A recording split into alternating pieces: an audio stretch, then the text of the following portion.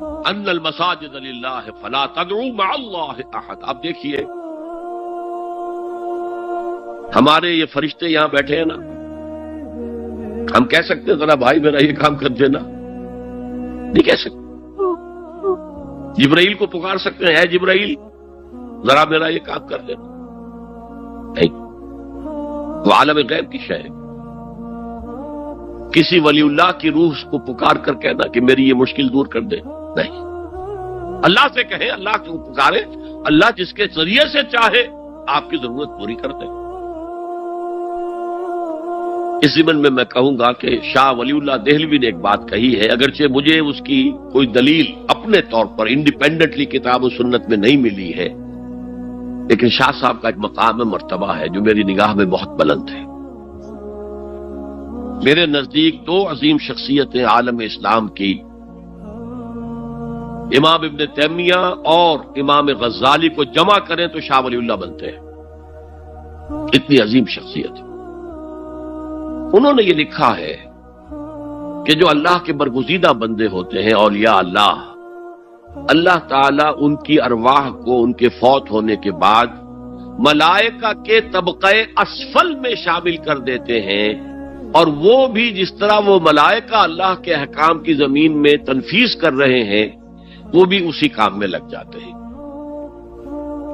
میں نے عرض کیا کہ میرے پاس انڈیپینڈنٹلی کوئی دلیل نہیں ہے اس کے حق میں، لیکن شاہ صاحب کا فرمانا خود میرے لیے ایک درجے میں دلیل ہے. لیکن یہاں ایک تو یہ نوٹ کرنے کا، ملائکہ کا طبقہ اسفل، ملائکہ کا سب سے نچلا طبقہ، اور اللہ کے حکم کی تنفیذ کرتے ہیں تو فرشتے کر رہے ہیں، وہ بھی ہوں. ہمیں سے کیا غرض ہے؟ ہم نہ فرشتے کو پکار سکتے ہیں اور نہ کسی ولی اللہ کو پکار سکتے. پکارو اللہ کو.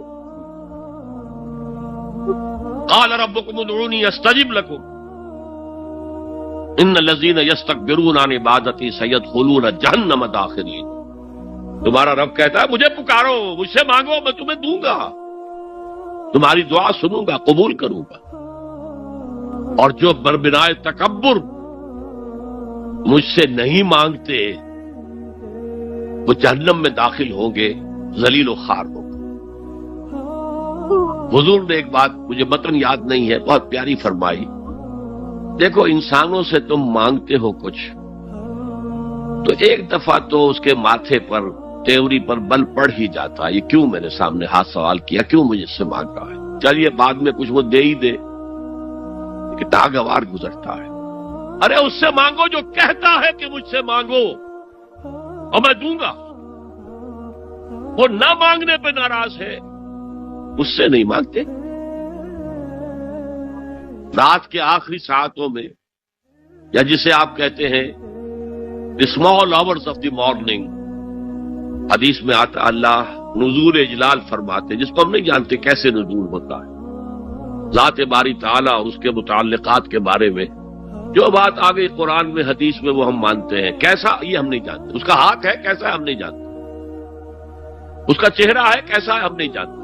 اس کی ساق ہے، اس کی پنڈلی ہے کیسی ہم نہیں جانتے.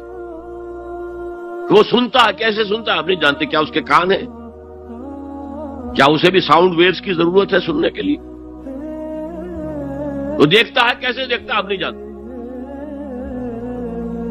وہ اترتا ہے کیسے اترتا ہے ہم نہیں جانتے. جو قرآن میں آ گیا حدیث میں آ گیا مان لیجئے بس. باقی یہ متشابہات میں سے ہے، اس کی کھود کرید میں پڑو گے تو فتنے میں مبتلا ہو جاؤ. ابتغاء الفتنة وابتغاء تاویلہ. لہذا حدیث میں آتا ہے کہ رات کے آخری ساعتوں میں اللہ سمائے دنیا تک نزول فرماتے ہیں اور پھر ندا لگتی ہے حل من سائل فاعطیہ، ہے کوئی سوال کرنے والا مانگنے والا کہ میں اسے دوں. حل من مستغفر فاغفر لہ، ہے کوئی گناہوں کی معافی چاہنے والا کہ میں اسے معاف کر دوں. ہم انٹا غفیل سو رہے، ہم تو مائل بکرم ہیں، کوئی سائل ہی نہیں. راہ دکھلائیں کسے، رہنم منزل ہی نہیں. راہ کسے دکھا؟ اللہ کے راستے پر چلنے کا فیصلہ کرو. اللہ کی راہ میں جہاد کا فیصلہ کرو، پھر اللہ راستہ کھولے گا۔ والذین جاہدوا فینا لنہدینہم سبلنا، وہ لوگ کہ جو ہمارے راستے میں جہاد کریں، محنت کریں، مشقتیں کریں، ہم لازماً ان پر اپنے راستے کھولتے چلے جائیں۔ اور دعا شرک فی الدعا، مانگو صرف اللہ سے، وہ چاہے کسی فرشتے کے ذریعے، چاہے کسی فوت شدہ ولی اللہ کی روح کے ذریعے سے، چاہے کسی کو بھی نہیں، براہ راست اپنے حکم سے، اس کی تو قدرت ہے، جو چاہے کرے، کن فیکون، وہ جیسے بھی ہو وہ آپ کی ضرورت پوری کرے گا۔ وہی ہے جو کہ مشکلات کو حل کرنے والا ہے، وہی ہے کہ رزق دینے والا ہے، وہی ہے جو مرض سے شفا دینے والا ہے۔ پکارو اسی کو، مانگو اسی سے۔ اب آئیے، کچھ مراسم عبودیت ہوتے ہیں، مراسم رسم کہتے ہیں کسی چیز کی ظاہری شکل کو۔ رہ گئی رسم ازاں روح بلالی نہ رہی، فلسفہ رہ گیا تلقین غزالی نہ رہی۔ یہ قرآن کا بھی ہم اسے رسم الخط کہتے ہیں، رسم الخط، اور یہ حضرت عثمان کے زمانے میں فائنل ہوا ہے کہ یہ اس طریقے سے لکھا جائے۔ تو عبدیت کے اظہار کے لیے کچھ رسومات ہیں، جس میں سے ایک پر گفتگو ہو چکی، قنوت، والقانتین والقانتات۔ یہ جو ہے اللہ کے حضور میں چاہے ہاتھ باندھے چاہے ہاتھ کھلے، لیکن ذرا جھک کر گردن میں خم کر کے کھڑے ہونا، یہ نماز کے اندر جو قنوت ہے، یہ قنوت ہے، یہ بھی اپنی عاجزی کا اظہار ہے، عجز اور تذلل۔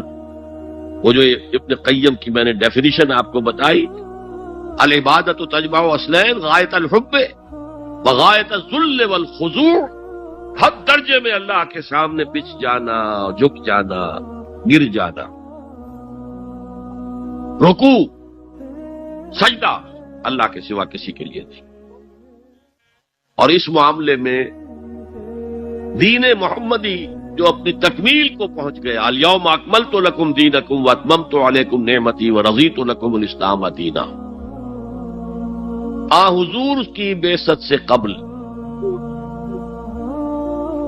سجدہ تعظیمی جائز تھا، کسی شخص کی تعظیم کے لیے، اس کی عزت کے لیے اس کے سامنے سجدہ کرنا جائز تھا۔ حضرت یوسف کے سامنے ان کے والدین اور 11 بھائی سجدے میں گر گئے۔ بچپن میں خواب دیکھا تھا اور 40-50 سال بعد اس کی تعبیر بالفعل ایک اس واقعے کے طور پر سامنے آ گئی۔ سجدہ کرنا، جھکنا، سجدہ کرنا، یہ جائز تھا سجدہ تعظیم۔ حضور پر شریعت مکمل، توحید مکمل، اب ہر نوع کا سجدہ حرام مطلق ہے سوائے اللہ کے کسی کو۔ ہمارے مسلمانوں نے بھی اپنے دور ملوکیت میں سجدہ تعظیمی شروع کرا، عدالت کے اندر بادشاہ کے دربار میں جا رہے تو سجدہ سر جھکا کر رکوع کی حالت میں، یا آپ کے پڑوس میں جو حیدرآباد کی ریاست تھی، سلام کیسے کرتے تھے، کتنے جھکتے تھے، اور پھر وہ جھک کر وہ سلام ہو رہے۔ یہ مشرکانہ فعل ہے، جو اولیاء دربار میں بھی تھا۔ شیخ احمد سرہندی رحمت اللہ علیہ نے کہا غلط ہے، حرام ہے، جائز نہیں۔ دربار میں شکایت پہنچ گئی، آخر مخبری کرنے والے بھی تھے، حاسد بھی تھے، وَمِن شَرِّ حَاسِدٍ إِذَا حَسَدَ، طلبی ہو گئی، بلایا گیا دربار میں حاضری، اور ایسا اہتمام کیا گیا کہ جب حضرت مجدد آگے آئیں بادشاہ تک جانے کے لیے تو درمیان میں ایک دیوار سی حائل کر کے اس میں کھڑکی کھول دی کہ اس میں سے جھک کر گزریں گے نا تو رکوع کسی درجے میں تو ہو جائے گا۔ رکوع بھی سجدے ہی کی ایک شکل ہے، سجدے کا ہاف کہہ لیجئے، لیکن یہ کہ جب آیات سجدہ آتی ہے قرآن مجید میں، وہ عام نمازوں میں دیکھتا ہوں کہ وہ آیات سجدہ والی آیات پڑھی دی جاتی، حالانکہ ان کی ایک خاص کیفیت ہے۔ تراویح میں تو پڑھی جاتی ہے، لیکن پہلے بتا دیتے ہیں کہ یہ دوسری رکعت میں یا پہلی رکعت میں سجدہ آ رہا ہے تو لوگ تیار ہوتے ہیں۔ رکوع بھی اگر فوراً ہو جائے آیت سجدہ کے بعد تو اس سے بھی اس سجدے کا حق ادا ہو جاتا۔ بہرحال حضرت شیخ مجدد رحمت اللہ علیہ دربار میں آئے تو اس کھڑکی میں سے پہلے پاؤں گزارے، پھر اپنا سر نکالا، پھر جیل میں ڈال دیے گئے، کوئی پرواہ نہیں۔ حاضر ہوا میں شیخ مجدد کی لحد پر، وہ خاک کے ہے زیر فلک مطلع انوار، گردن نہ جھکی جس کی جہانگیر کے آگے، جس کے نفس گرم سے ہے گرمی احرار، وہ ہند میں سرمایہ ملت کا نگہباں، اللہ نے بر وقت کیا جس کو خبردار۔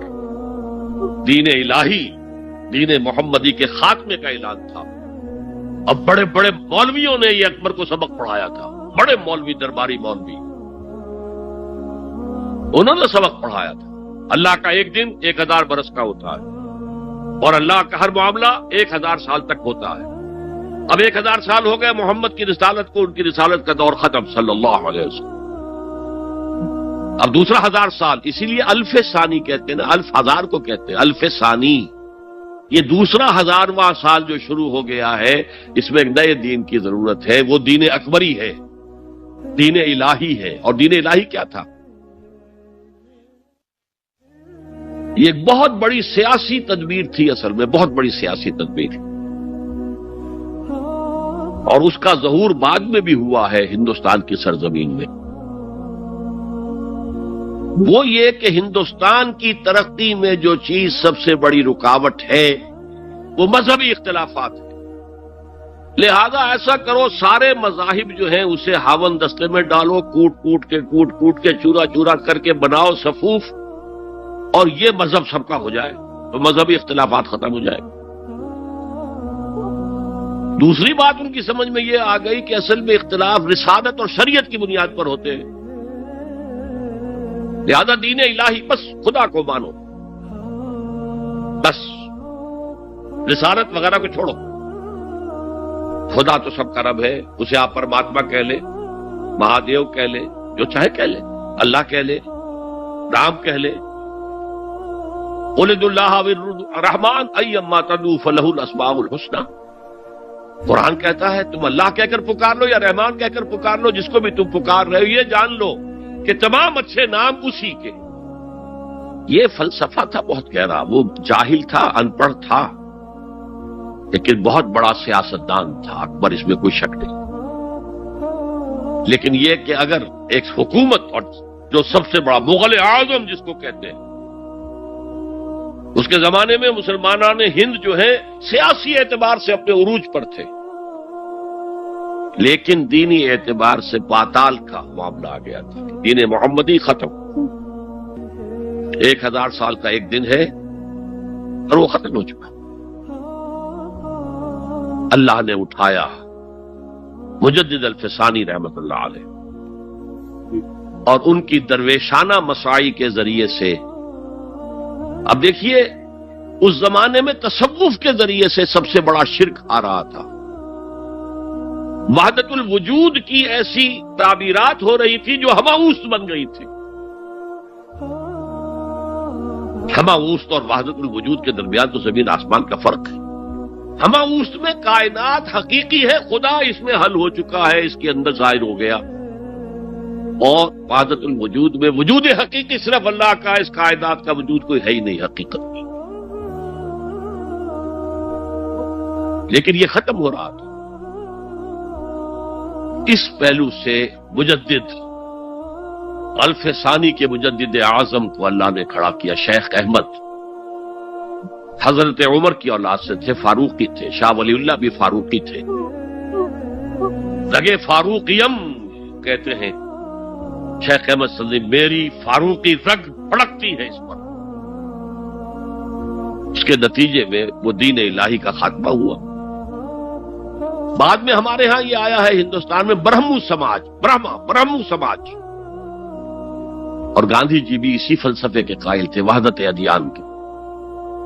اور یہ سیاسی اعتبار سے بہت اونچی ذہنی سطح کی غمازی کرنے والی بات ہے کہ ہندوستان کے اندر کے یہ مذہبی اختلافات کو اگر ہم کسی طرح کھرل کر کے ختم کر دیں ہاون دستہ میں ڈال کے کر دیں تو پھر یہ کہ یہاں ترقی ہی ترقی۔